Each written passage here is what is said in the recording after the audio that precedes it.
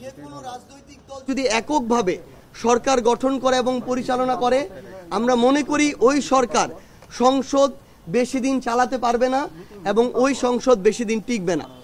সেই জায়গা থেকে এনসিপি মনে করে তাদের শক্তিশালী যে ভিত্তি, যেটি সাংগঠনিক ভিত্তি, এই ভিত্তিটি সবার আগে শক্তিশালী করা প্রয়োজন। সেই লক্ষ্যে আমরা বাংলাদেশের প্রত্যেকটি জেলায় গিয়ে জুলাই পদযাত্রা করেছি এবং বর্তমানে প্রত্যেকটি জেলা মহানগর সহ ইউনিটগুলোতে আহ্বায়ক কমিটি করার লক্ষ্যে আমরা জেলা সমন্বয় সভা করেছি।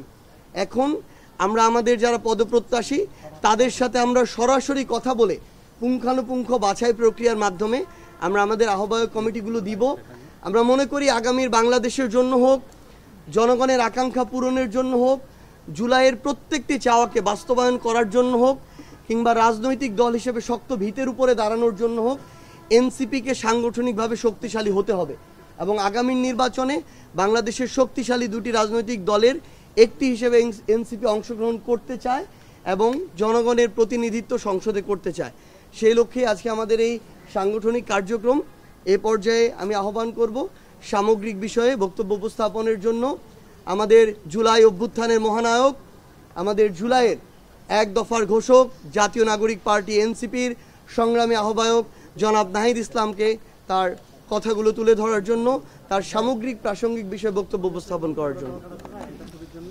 আসসালামু আলাইকুম।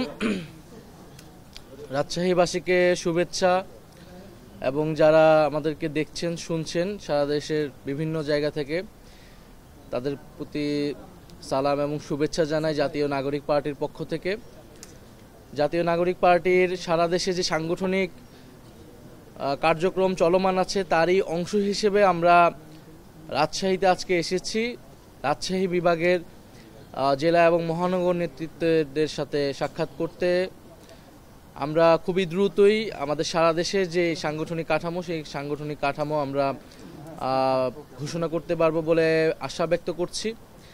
আপনারা জানেন যে বাংলাদেশে এই মুহূর্তে একটি খুবই গুরুত্বপূর্ণ সময় আমরা পার করছি এবং জাতীয় নাগরিক পার্টির থেকে মূলত জানার বিষয়গুলো আপনাদের হচ্ছে, আমি যতটুকু বুঝি যে জুলাই সনদের বিষয়টা, সংস্কারের বিষয় এবং প্রতীকের বিষয়ে আপনাদের হয়তো জিজ্ঞাসা আছে এবং নির্বাচন নিয়ে আমাদের সামগ্রিক প্ল্যান কি, পরিকল্পনা কি, সে বিষয়ে হয়তো আপনাদের এবং জনগণের পক্ষ থেকে অনেক কৌতূহল আছে। আমরা জুলাই সনদের ব্যাপারে আমাদের অবস্থান খুবই স্পষ্ট করেছি।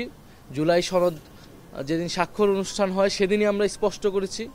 আমরা বলেছি যে জুলাই সনদ বাস্তবায়ন প্রক্রিয়া কিভাবে হবে সেইটা নিশ্চিত না হওয়া পর্যন্ত এই স্বাক্ষর অনুষ্ঠানটা কেবলই আনুষ্ঠানিকতা, কেবলই একটি কাগজে সাইন, যার মূল্য কেবলই কাগজে মূল্য। এবং বাংলাদেশের ইতিহাসে আমরা 90-এর গণ অভ্যুত্থানের পরেও আমরা এরকম ত্রিদলীয় জোটের রূপরেখা দেখেছিলাম, যেটা মূলত ছিল জনগণকে একটা প্রতারণা করা, জনগণকে একটা লোক দেখানো, একটা ঐক্যমত করে ক্ষমতায় যাওয়া এবং ক্ষমতায় গিয়ে এই সংস্কার এবং ঐক্যমতের সব কিছুই ভুলে যাওয়া। ফলে এই ভুল আমরা করব না, 90-এর পুনরাবৃত্তি বাংলাদেশে আমরা হতে দিব না, আমরা এই কথাটি বলেছি। সে কারণে আমরা সনদ অনুষ্ঠানে স্বাক্ষর করিনি, স্বাক্ষর হওয়া থেকে বিরত থেকেছি। তবে আমরা বলেছি আমরা স্বাক্ষর করতে চাই। এই ঐক্যমত প্রক্রিয়ার শুরু থেকে আমরা ছিলাম। জুলাই গণ অভ্যুত্থানের এক দফার ঘোষণার মধ্যে দিয়ে বাংলাদেশে সংস্কার এবং পরিবর্তনের আলাপটি শুরু হয়েছিল। ফলে এই সংস্কারের পুরো অগ্রযাত্রাতে আমরা ছিলাম বৈষম্যবিরোধী ছাত্র আন্দোলনের ব্যানারে, পরবর্তীতে নাগরিক কমিটি এবং নাগরিক পার্টির ব্যানারে। ফলে অবশ্যই আমরা সংস্কার চাই এবং স্বাক্ষর করার জন্যই আমরা অপেক্ষা করছি। আমরা আজকে শুনেছি যে ঐক্যমত কমিশনের পক্ষ থেকে সুপারিশমালা, যেটা আমরা চেয়ে আসছিলাম, সেই সুপারিশমালাটা প্রধান উপদেষ্টার কাছে দেওয়া হবে।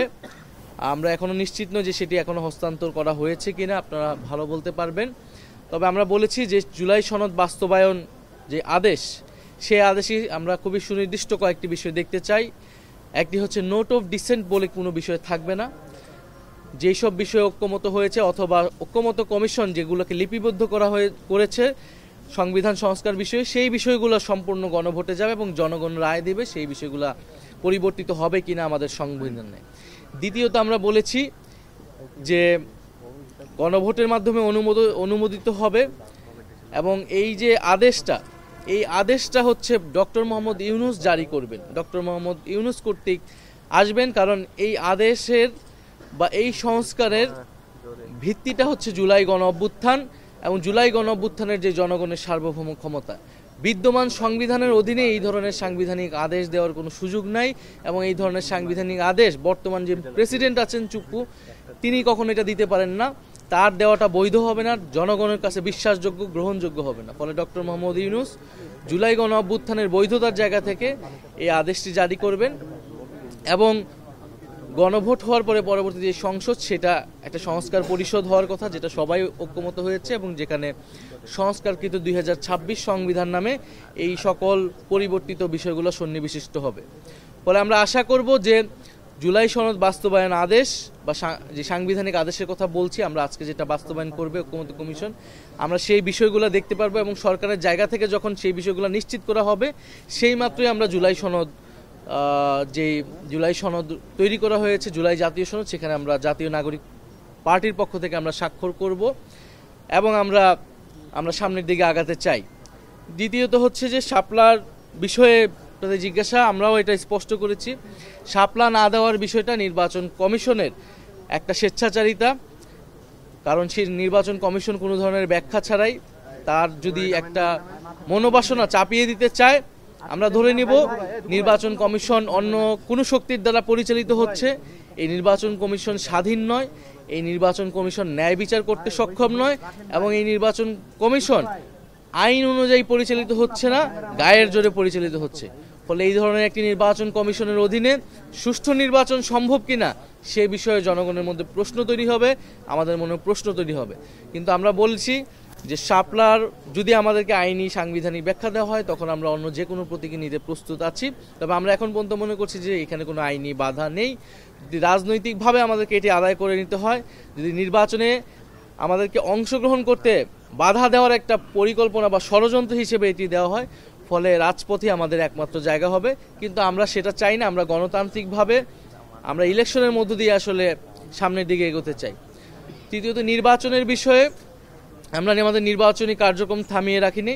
আমরা নির্বাচনী কার্যক্রম, আমাদের সাংগঠনিক কাঠামো বিস্তৃতির সাথে সাথে আমাদের প্রার্থী বাছাই, স্ক্রিনিং, সেগুলো চলছে এবং আমরা বলেছি যে খুব শীঘ্রই আমরা আমাদের যেই তালিকা, প্রার্থী তালিকা আমরা ঘোষণা করব এবং আমরা চাই যে আগামী সংসদে তরুণদের ভয়েস থাকবে। জুলাই গণ অভ্যুত্থানে যারা বাংলাদেশের বিভিন্ন প্রান্ত থেকে অংশগ্রহণ করেছে তাদের ভয়েস থাকবে, পাশাপাশি সারা বাংলাদেশের বিভিন্ন গ্রহণযোগ্য মানুষ যারা সমাজ পরিবর্তনের জন্য কাজ করতে চায়, বিদ্যমান রাজনীতিতে যাদের সুযোগ হয়নি কখনো, সেই ধরনের মানুষগুলোকে আমরা উঠিয়ে আনতে চাই। আমরা ছাত্র, তরুণ, শ্রমিক, কৃষক, মধ্যবিত্ত এবং সামাজিকভাবে নেতৃত্ব গ্রহণযোগ্য যে মানুষগুলো রয়েছে এবং প্রবাসী আমাদের ভাই বোনেরা যারা রয়েছে তাদের সকলের সমন্বয়ে, নারী এবং সংখ্যালঘু সকলের সমন্বয়ে আমরা একটি প্রার্থী তালিকা ঘোষণা করতে চাই।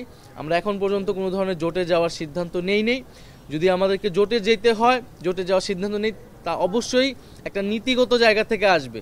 ফলে জুলাই সনদ আমাদের খুবই গুরুত্বপূর্ণ একটা মৌলিক জায়গা। জুলাই সনদ বা সংস্কার বিষয়ে আমরা দেখব যে কারা বাংলাদেশের পক্ষে, জনগণের পক্ষে দাঁড়াচ্ছে এবং আমাদের সাথে সহযোগিতা করছে। সে বিষয়ে, সেই জায়গা থেকে জোটের বিষয়ে বা কোনো ধরনের নির্বাচনী সমঝোতার বিষয়ে আমরা চিন্তা ভাবনা করতে পারি। কিন্তু যদি সংস্কারের বিপক্ষে কেউ দাঁড়ায়, যদি বাংলাদেশের মানুষের স্বাধীনতা, সার্বভৌমত্বের যে নতুন আকাঙ্ক্ষা তৈরি হয়েছে তার বিরুদ্ধে দাঁড়ায়, এই ধরনের কোনো শক্তির সাথে বা যাদের ইতিহাসের অনেক দায়ভার রয়েছে, এই ধরনের কোনো শক্তির সাথে আমরা জোটে যাওয়ার ক্ষেত্রে আমাদেরকে অনেকবার ভাবতে হবে। কারণ আমরা একটা নতুন রাজনৈতিক শক্তি, জনগণের অনেক প্রত্যাশা আমাদের কাছ থেকে, আমরাও নিজেদের স্বাতন্ত্র্য নিয়েই দাঁড়াতে চাই। তো এই তিনটি বিষয়ে আমাদের বক্তব্য ছিল এবং এছাড়া সামগ্রিকভাবে আমরা মনে করি যে বাংলাদেশে সামনের যে নির্বাচন সেটি গুরুত্বপূর্ণ একটি নির্বাচন। আমরা চাই দ্রুত সময়ের মধ্যেই, ফেব্রুয়ারি যেই টাইমলাইন ঘোষণা করা হয়েছে ফেব্রুয়ারির মধ্যেই যাতে নির্বাচন হয়, নির্বাচন নিয়ে যাতে কোনো ধরনের অনিশ্চয়তা তৈরি না হয়, এই জন্য সকল পক্ষকেই কাজ করতে হবে। এবং ফ্যাসিবাদী যারা রয়েছে, যারা পতিত শক্তি রয়েছে, তারা নানা ধরনের ষড়যন্ত্র কিন্তু চলমান রেখেছে। নির্বাচনকে ঘিরে তাদের অনেক বড় ষড়যন্ত্র রয়েছে এবং যদি ক্ষমতার লোভে কোনো দল বা কোনো শক্তি মনে করে তারা এককভাবেই সব কিছু করবে বা এই জাতীয় ঐক্য ভেঙে দিবে, বা জনগণের আকাঙ্ক্ষার বিপরীতে দাঁড়াবে, তাহলে কিন্তু হিতে বিপরীত হবে। তারা সংসদ টিকাতে পারবে না, সরকার টিকাতে তাদের কষ্ট হবে, এবং জনগণের যে আস্থা, সেই আস্থাটিও তারা পাবে না। ফলে সেই জায়গা থেকে আমরা সকল রাজনৈতিক দলের প্রতি আহ্বান করব সংস্কারের পক্ষে। আর সবচেয়ে গুরুত্বপূর্ণ, সংস্কারের পরে আমরা যেটি কথা বলে আসছি, বিচার, এবং সরকারের কাছে আমরা একটা বিচারের রোডম্যাপ চেয়েছি, যে নির্বাচনের আগে অবশ্যই আমাদেরকে বিচারের রোডম্যাপ দিতে হবে। সারা দেশে যে মামলাগুলো রয়েছে, প্রায় 8 শতাধিক মামলা, সেই মামলাগুলোর কি হবে, এবং ট্রাইব্যুনালে যে গুমের মামলা চলমান আছে সেনাবাহিনীর সদস্যদের নিয়ে বিচারের, সেটা আমরা ধন্যবাদ জানিয়েছি, সাধুবাদ জানিয়েছি। সেই মামলা যাতে অব্যাহত থাকে, জুলাই গণ অভ্যুত্থানের যে গণহত্যার মামলা, সেটা যাতে অব্যাহত থাকে, ট্রাইব্যুনালের সকল কার্যক্রম যাতে পরবর্তী সরকারের সময় অব্যাহত থাকে, এই ধরনের প্রতিশ্রুতি আমাদের রাজনৈতিক দলগুলোর পক্ষ থেকে এবং সরকারের পক্ষ থেকে আসতে হবে। আপনাদেরকে ধন্যবাদ জানাচ্ছি। যদি আপনাদের কোনো প্রশ্ন থাকে, তার প্রেক্ষিতে আমরা হয়তো আরো কিছু কথা বলতে পারবো। আপনি অনেক বিষয় পরিষ্কার করেছেন, একজন কথা বলতেছে। সেটি আমরা জানি যে শুনানি চলছে। যদি তত্ত্বাবধায়ক সরকার যদি ফিরিয়ে নিয়ে আসা হয়, তাহলে কি আপনারা অন্তর্বর্তীকালীন সরকারের অধীনে কি নির্বাচনে যাবেন? আমরা এর আগে এটা বলেছি, তত্ত্বাবধায়ক সরকার এই মুহূর্তে ফিরিয়ে আনার আসলে সুযোগ নাই। কারণ তত্ত্বাবধায়ক সরকার আপনি কোন প্রক্রিয়ায় গঠন করবেন। আমরা তত্ত্বাবধায়ক সরকারের পক্ষে অবস্থান নিয়েছি ঐক্যমত্য কমিশনে, কিন্তু আগের পদ্ধতিতে তত্ত্বাবধায়ক সরকার কিন্তু আর গঠিত হবে না, সেটা নিয়ে অনেক ভিন্নমত আছে, এবং ঐক্যমত্য কমিশনে একটা অবস্থান নেওয়া হয়েছে। আমরা বিচার বিভাগকে এই তত্ত্বাবধায়ক সরকারের জায়গায় বারবার আর টেনে আনতে চাই না, সেটার নানান ক্ষতিকর দিক আমরা অতীতে দেখেছি। ফলে এটা ঐক্যমত্য কমিশনের বিষয় যেহেতু, বা সংস্কারের সনদের বিষয়, সেটা গণভোটে গেলেই কিন্তু চূড়ান্ত হবে জনগণ আসলে এই প্রক্রিয়ার সাথে কি আছে কি নাই। এর আগে তত্ত্বাবধায়ক সরকার আনার আসলে সুযোগ নেই। অন্তর্বর্তীকালীন সরকারের অধীনেই, ডক্টর মোহাম্মদ ইউনূসের অধীনেই আমাদেরকে নির্বাচনের দিকে যেতে হবে, এবং এটা এই সরকারেরই দায়িত্ব ছিল, এই সরকারেরই প্রতিশ্রুতি ছিল যে সংস্কার বিচারের মাধ্যমে তিনি একটি ট্রানজিশন ঘটাবে বা একটা নির্বাচনের আয়োজন করবেন। তবে এই সরকারের কিছু সমালোচনা এসেছে, আমাদের জায়গা থেকে আমরা করেছি, কিছু উপদেষ্টাদের বিরুদ্ধে সমালোচনা এসেছে, সেটা সরকারের যথাযথভাবে অ্যাড্রেস করা উচিত। সরকারের সেই নিরপেক্ষতা নিশ্চিত করা উচিত।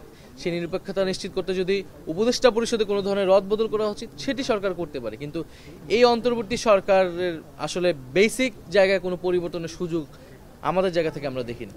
আমার একটা প্রশ্ন, আপনি বক্তব্যে অনেক কিছু পরিষ্কার করেছেন।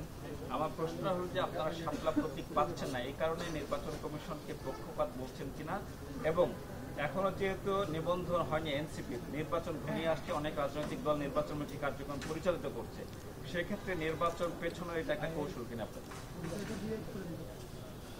জাতীয় নাগরিক পার্টি যাতে নির্বাচনমুখী কার্যক্রম করতে না পারে বা করতে দেরি করে, সেই উদ্দেশ্য থেকেই শাপলা প্রতীক নিয়ে গড়িমসি করা হচ্ছে বলে আমাদের কাছে এখন মনে হচ্ছে।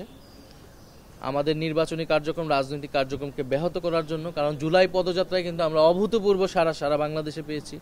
নির্বাচনী প্রতীক হলে কিন্তু আমরা সারা দেশে আবার আমরা নির্বাচনী যে যাত্রা, সেটি আবার নতুন করে শুরু করব, আমাদের যে আসন ভিত্তিক।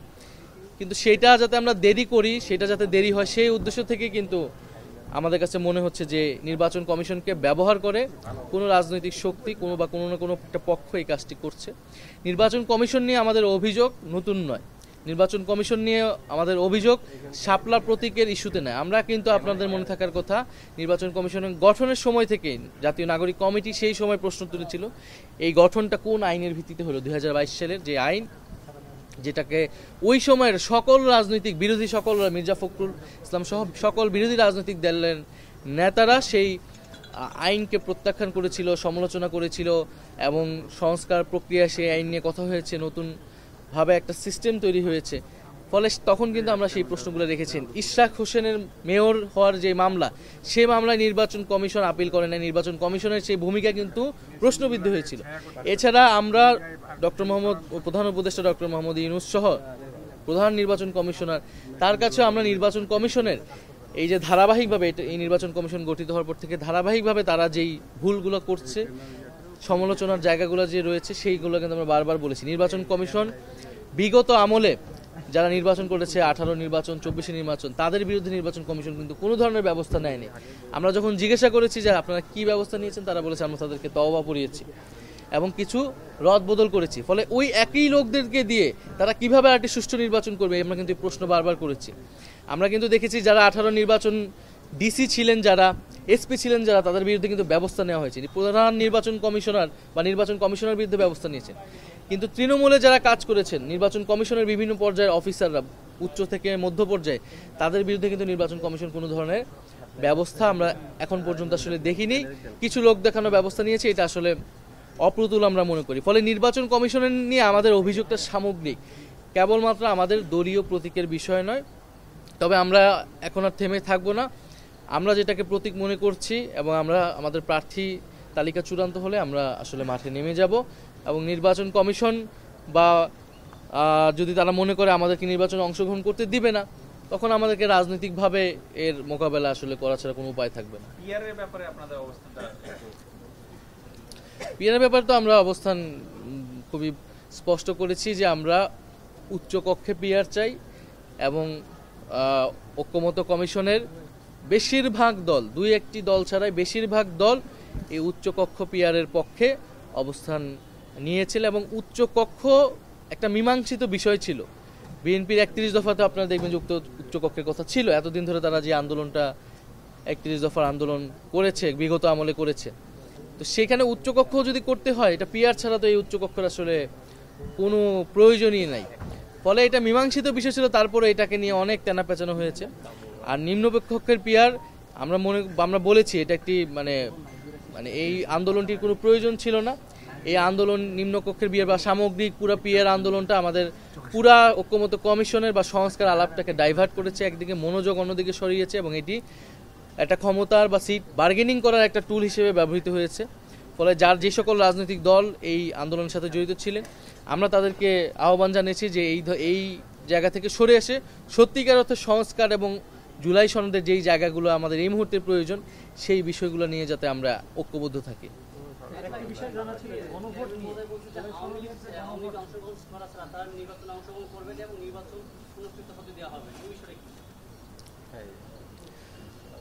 আওয়ামী লীগ তো বাংলাদেশের এই মুহূর্তে কোনো রাজনৈতিক শক্তি নয় এবং বিচারের প্রক্রিয়ায় রয়েছে, দলগতভাবে বিচারের প্রক্রিয়ায় রয়েছে ট্রাইব্যুনাল। আওয়ামী লীগ কোনোদিনই নির্বাচনে বিশ্বাস করে নাই, গণতন্ত্রে বিশ্বাস করে নাই। সেটা সেই শেখ মুজিবের আমল থেকে শেখ হাসিনা পর্যন্ত তারা বারবার গণতন্ত্রকে হত্যা করেছে, বাকশাল কায়েমের মধ্যে হত্যা করেছে।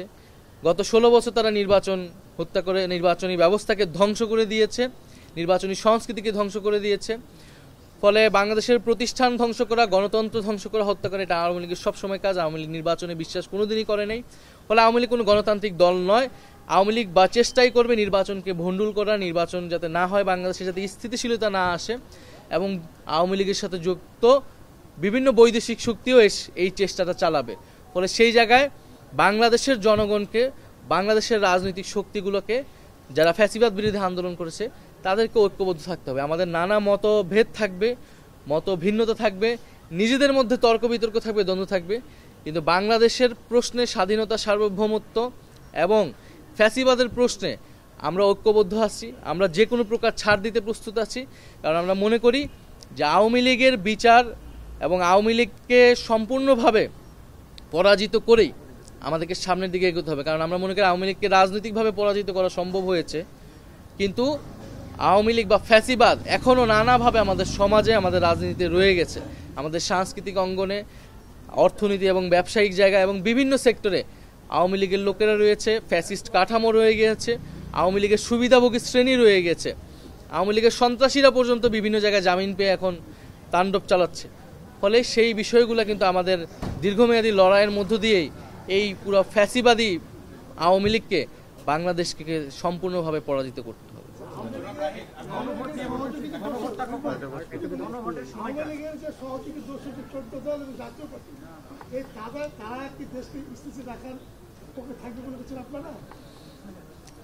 আওয়ামী লীগের 14 দল আগে যেটা কাজ করেছে, আওয়ামী লীগের যত ফ্যাসিবাদী কার্যক্রম সেগুলোকে বৈধতা দিয়েছে, এখনও তাই দিচ্ছে এবং আওয়ামী লীগকে পুনর্বাসনের পরিকল্পনা করতেছে। এবং জাতীয় পার্টি আপনারা দেখেন, তারা বলতেছে, প্রকাশ্যে বলতেছে যে আওয়ামী লীগ ছাড়া নাকি নির্বাচন হবে না, আওয়ামী লীগকে নির্বাচন লাগে। এই কথা বলার সাহস তারা কিভাবে পাচ্ছে এই সময়? এবং সরকার কোনো ধরনের ব্যবস্থা এই সকল দলগুলোর বিরুদ্ধে নিচ্ছে না। তারা কিন্তু বিগত যে নির্বাচনগুলো হয়েছে সেই নির্বাচনগুলোতে অংশ নিয়ে নির্বাচনগুলোকে বৈধতা দিয়েছে। আওয়ামী লীগের পুরো 16 বছর আমলে যে গণহত্যা, গুম, খুন, মানবতা বিরোধী অপরাধ সকল কিছুকে বৈধতা দিয়েছে এই দলগুলো। ফলে এই দলগুলোকে আমরা মনে করি না তারা গণতন্ত্রের পক্ষের কোনো দল। তাই সেই দলগুলোকে বিচার প্রক্রিয়ার মধ্যে আনা উচিত এবং এটা এই অন্তর্বর্তী সরকারের দায়িত্ব। জি, ধন্যবাদ। আপনারা জুলাই অভ্যুত্থানের নেতৃবৃন্দ সে সময় আপনারা যে অবস্থান দেখেছিলেন, জনগণের যে আবেগ আকাঙ্ক্ষা দেখেছিলেন এবং এখন আবার সারা দেশ আপনারা ঘুরছেন, আপনারা রাজনৈতিক পরিচয় নিয়ে ঘুরছেন, এই দুটার মধ্যে জনগণের পারসেপশনে আপনাদের দিক থেকে কি কোনো পরিবর্তন দেখছেন কিনা? আমরা জনগণকে আরও বেশি আগ্রহী দেখছি। জনগণের সেই 5ই আগস্টের বা সেই গণ অভ্যুত্থানের সময় জনগণ রাজপথে যে নেমে এসেছিল, এখন তারা একটা গঠনমূলক গণতান্ত্রিকভাবে বাংলাদেশের পরিবর্তন চাচ্ছে। সেই জন্য তারা মনে করে যে তরুণদের এবং তাদের পক্ষের একটা রাজনৈতিক শক্তি থাকা দরকার। পুরনো বন্দোবস্তের পুরনো কাঠামোর রাজনৈতিক দলগুলা শেষ পর্যন্ত আসলে জনগণের যে নতুন আকাঙ্ক্ষা তৈরি হয়েছে তার পক্ষে খুব বেশি দাঁড়াতে পারবে না। গত 1 বছরে আমরা সেটি দেখেছি, প্রমাণ পেয়েছি। সংস্কার কমিশন থেকে সারা দেশের তাদের যে কার্যক্রম তারা পুরনো কাজই করতেছে। তাদের ক্ষমতায় যাওয়ার যে রাজনীতি লড়াই সেটিতে তারা ব্যস্ত, জনগণকে উপেক্ষা করে। ফলে জনগণের ভিতরে আমরা সেই প্রচণ্ড আগ্রহ আমরা দেখছি। জুলাই পদযাত্রায় আমরা যেটা দেখেছি, এখনও আমরা সেটা দেখছি। তবে জনগণ এটাও বুঝে, আমরাও এটা বুঝি যে আমাদের অভিজ্ঞতা, আমাদের সময় সব কিছু যে আমাদের অনুকূলে আছে, আমাদের পক্ষে আছে, এরকমটা নয়। আমরা বিশ্বাস করি মানুষ আমাদেরকে সেই সময়টা দিবে। আমাদের ভুল ত্রুটি থাকলে আমরা মানুষের কাছে যাচ্ছি, আমাদের নিজেদের বিষয় স্পষ্ট করছি। আমাদের নিজেদের অনেক সীমাবদ্ধতা ছিল গত 1 বছরে, আরও অনেক প্রত্যাশা ছিল আমাদের কাছ থেকে। সেই জায়গাগুলো আমরা কেন পারিনি সেটা আমরা মানুষের কাছে তুলে ধরছি। এবং এই নির্বাচনই জাতীয় নাগরিক পার্টির চূড়ান্ত লক্ষ্য বিষয় না। আমরা একটা দীর্ঘমেয়াদী পরিকল্পনা নিয়েই বাংলাদেশের রাজনীতিতে নেমেছি। হঠাৎ করেই আমাদের আবির্ভাব হয়নি। আমরা আমাদের বিশ্ববিদ্যালয় জীবন থেকে কাজ করেছি বাংলাদেশকে পরিবর্তন করার জন্য, গণতন্ত্র প্রতিষ্ঠার জন্য। ফলে সেই দীর্ঘমেয়াদী যাত্রায় বাংলাদেশের মানুষকে আমরা সাথে পাবো এবং মানুষের সাথে হয়েই আমরা এই লড়াইটা চালিয়ে যাব বলে আমরা বিশ্বাস করি। ধন্যবাদ সবাইকে, অনেক ধন্যবাদ।